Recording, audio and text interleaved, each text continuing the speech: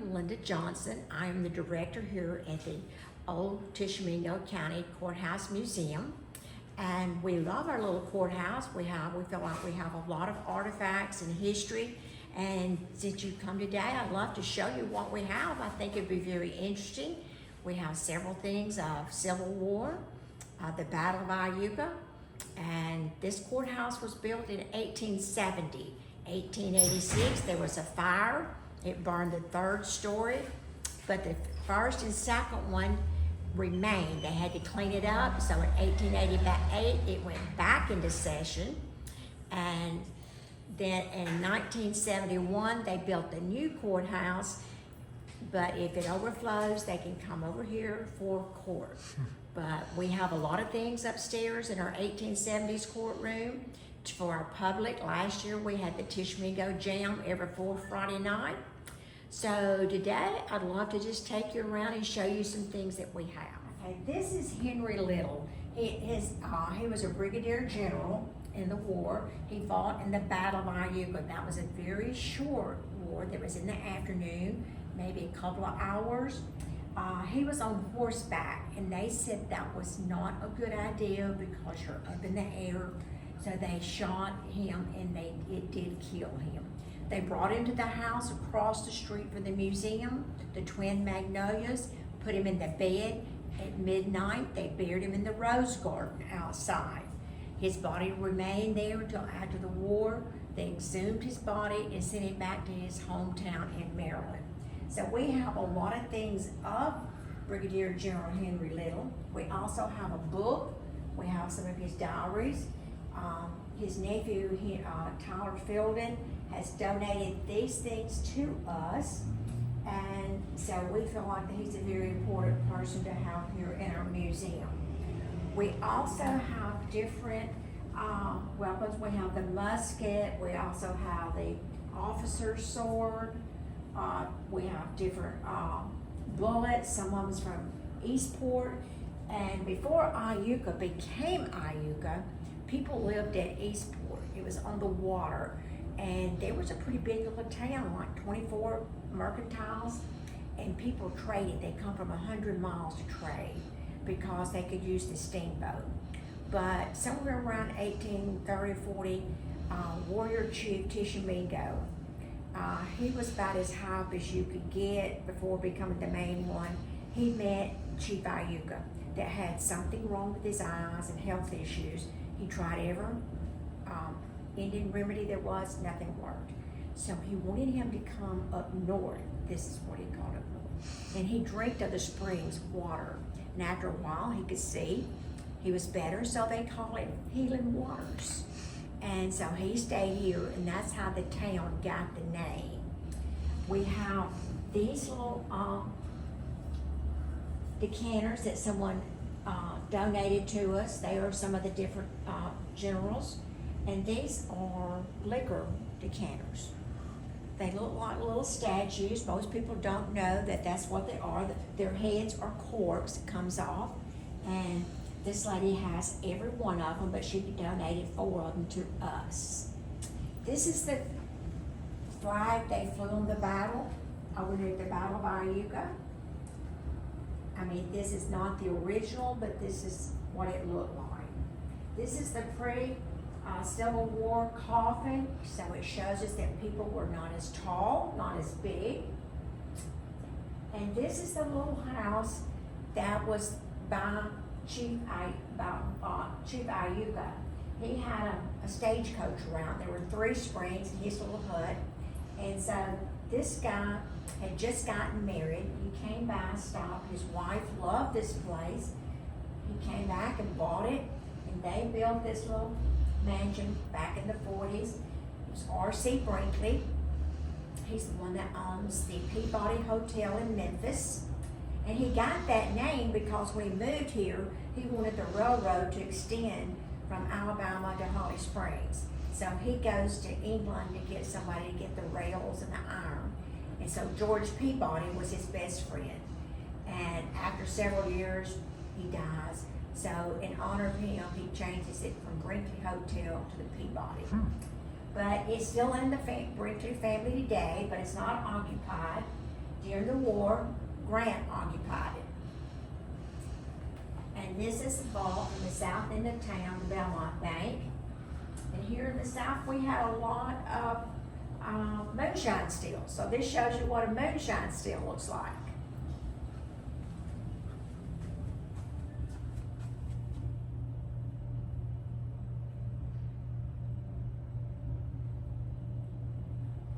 Okay, these are some artifacts that was found on our battle site.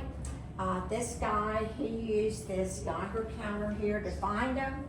He donated them to this guy who collects, and at his death, his wife gave us a small portion of his collection. So this is that small portion. We have some very interesting pieces. We have the half sword buckle, we have the carved breastplate, Jefferson Davis's hat pin. We have the buckles, the sling buckles. So we have a lot of different things that people are into. You can see that piece of wood that has a bullet in it. You can see the different, the grape shot, the 2-inch balls, the different ammunition they used.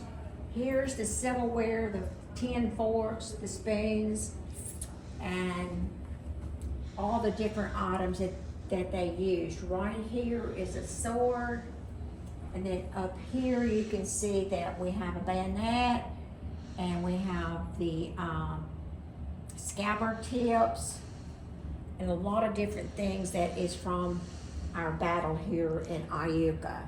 This right here is the saddle they used, and notice it has a little cutout. And the reason for that is to protect the horses, the bone, because back then they didn't always have a blanket to throw on it. So this right here gave it some protection. So this is the Civil War.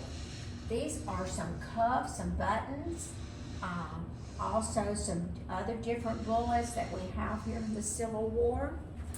We have the gun here, and in here you will see that we have a display of the Confederate and Federal skirmish. They're meeting to make a trade. So you can see the moonshine bottle, you can see the coffee. So I'm sure one said, you know, I sure would like to have some coffee, and the other one said, I think I'd like to have some of that moonshine. So we have them here, and they are trading. So this is part of our Civil War. And this shows you our Confederate soldier, shows you his height, his size. So they were not very big back then. He has his buckle, and as you notice, that is not a Confederate buckle. So he had to get that from one of the Unions. He turned it upside down. Some people say it means Southern Nation, others says other things. So that's up, whatever you want to say it is. Here we have a door that came off a house. This is the McDonald House. The Union occupied this. All the Union soldiers were buried out front. And after the end of the war, they were exhumed, put on boxcars, sent to Corinth to the National Cemetery.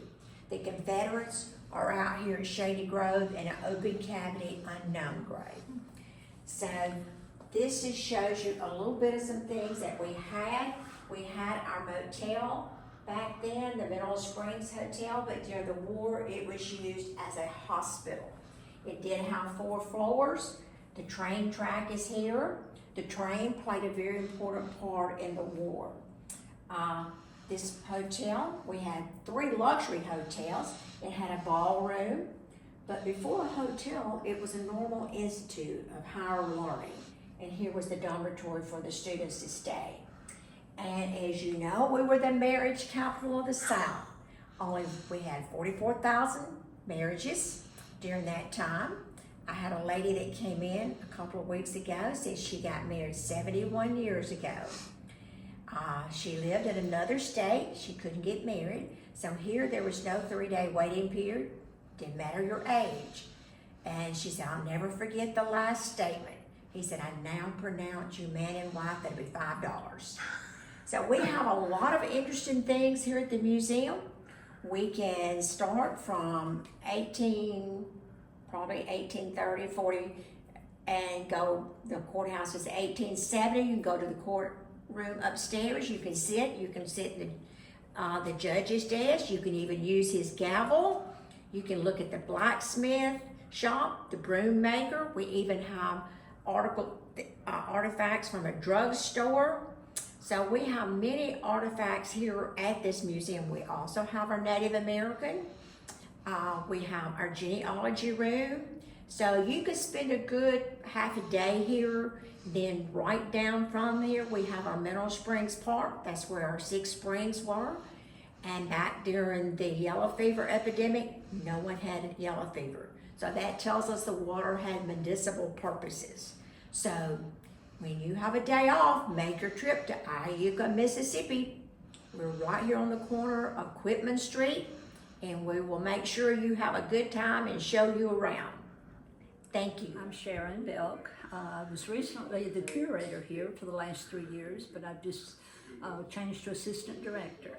So I'll be glad to show you around our museum. We'll start here in our Native American room, which is really what our heritage is based on.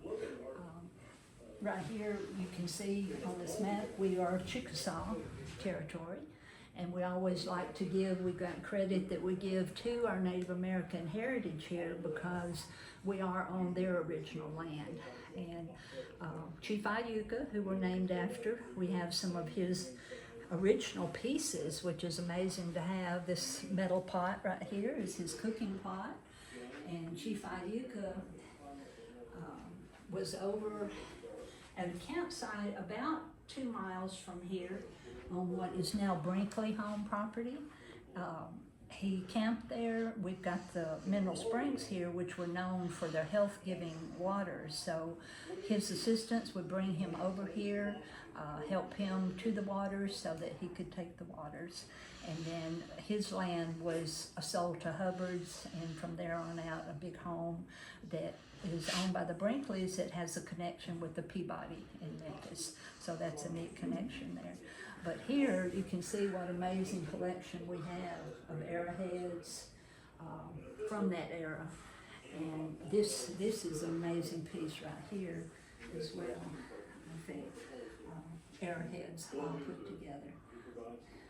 We have a Native American guy that comes through about twice a year, and we've made a video of short clips of him. He teaches us things, teaches us how the Native Americans made their crafts and their tools, and so we have him running all the time so people can learn some of the heritage. We have this table here laid out so kids can touch and play with this. And of course, as far as I know, we don't have bears here right now, but there were in the past, and so we like kids to play with this. And of course, even before Native American times, way before, we would have been underwater here. These are shark's teeth that have been found here, so at some point we would have been underwater.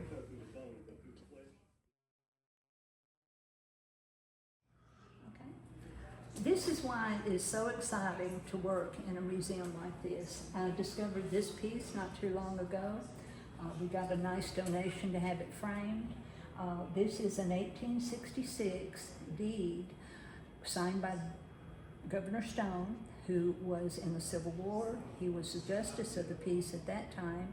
He became our mayor. He was the longest serving governor of Mississippi, and he was the second president of Mississippi State.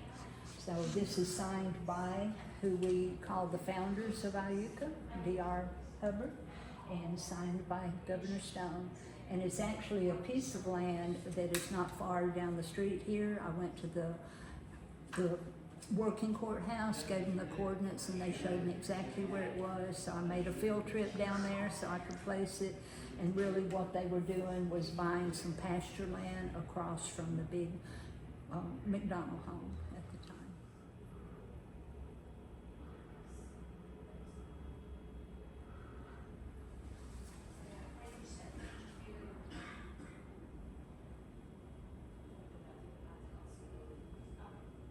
This is our small sales area that we have in the museum.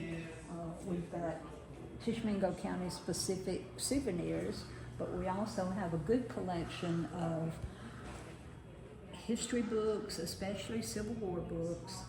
We do still have a local doctor that has written these books, and he is a wonderful historian. So these books tell how we started in Eastport and then how Iuka was founded. Eastport was actually where the first settlements were here, but when the railroad came through, Eastport didn't think that the railroads were going to be a big deal. They thought everything would be river traffic. So they offered it to Iuka, and we built from there.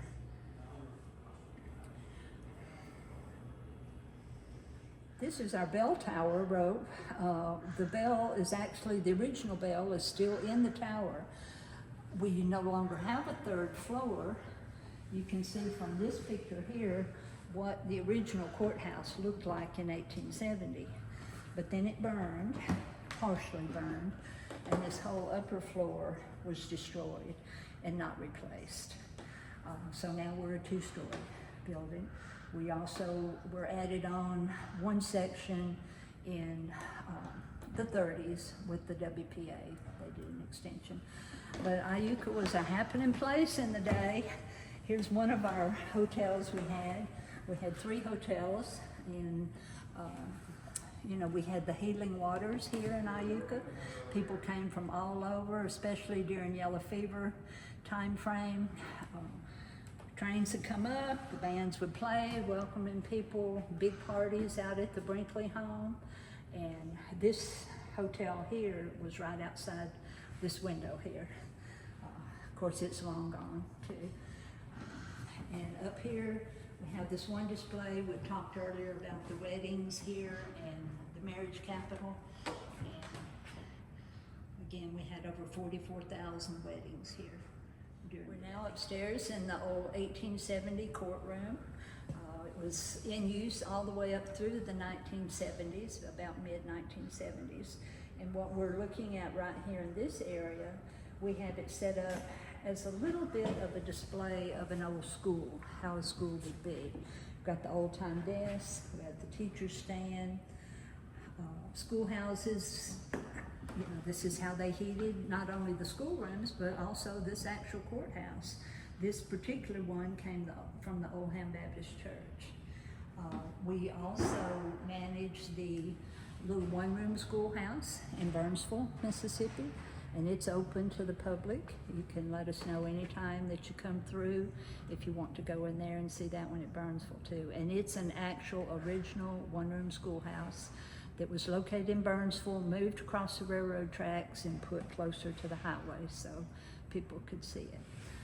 Here in this courtroom, it still has the old original pews or benches. They're not all pews in a courthouse. I've learned that. We do plays up here from time to time. We've done witness for the prosecution. Any play we do up here, we try for it to have a legal theme. Last fall, we had a quilt show up here. I did a call out for local folks to bring their quilts. We had over 114 family quilts up here. It was just amazing. We did have one hanging that we have record of here in this courtroom. It was the first legal hanging in Tishomingo County and possibly Mississippi. It was 1926. He did have a trial. It was similar to the story of To Kill a Mockingbird. It was a black man, a white lady. They found him guilty, and he was hanged here in the courthouse, in the courtroom. This here is a replica of our blacksmith shop, a local blacksmith shop. So you can see all the tools that they would have used back in the day. And one thing that's really interesting and neat for us too is every year when we have Heritage Day, we have a broom maker that comes here, and he uses his grandfather's original equipment, still making brooms by hand.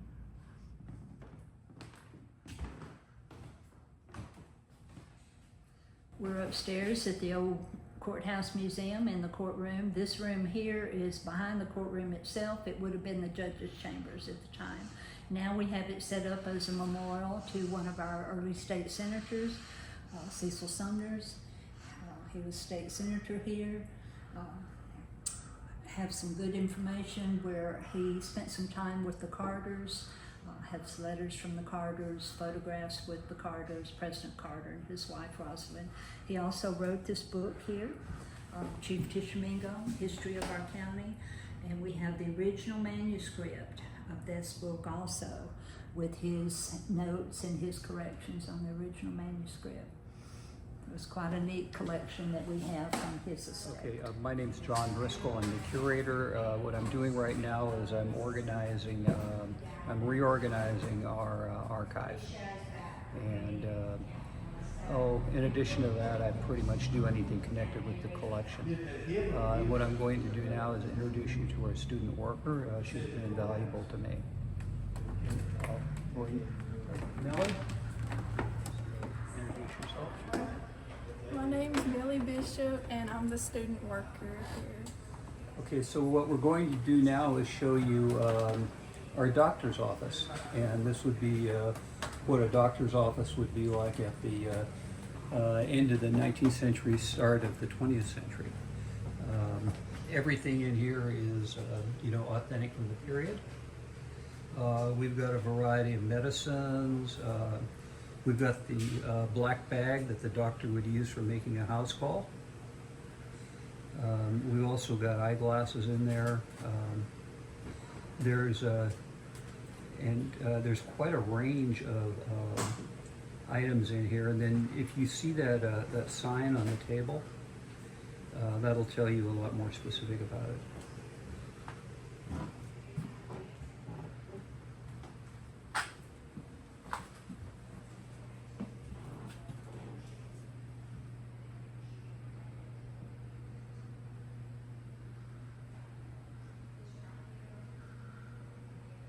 In 1904, Iuka, Mississippi won the silver prize for the best water in the United States. And there's one of the original bottles that we have. And really, us having the springs here, they were known for their healing qualities. So that's kind of what made Iuka during that time frame. People would come here from Memphis and all around to sample the healing waters, especially during yellow fever times. So that kind of put Iuka on the map. We have a display case here focusing on Dick Merrill. He's an Iuka man done well. His home is still here in Iuka down the street here.